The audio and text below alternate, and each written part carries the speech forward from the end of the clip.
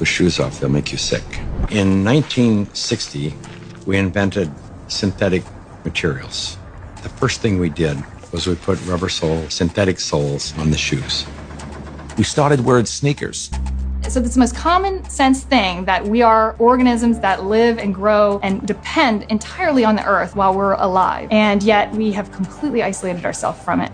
We're so disconnected that it becomes this weird thing if we actually slip our shoes off. This was the single thing that probably caused the proliferation of inflammation-related health disorders far and above anything else. In simple terms, grounding is literally putting your bare feet on the ground. When you do that, you're in contact with the earth, and Mother Earth is endowed with electrons. And these electrons are literally absorbed through your feet. It's like taking handfuls of antioxidants, but you're getting it through the feet. Grounding means connecting to the earth to support the specific function of the organs of your body. It supports the body as a whole, but it specifically supports organ systems down to the tissues and the cellular function of the entire body.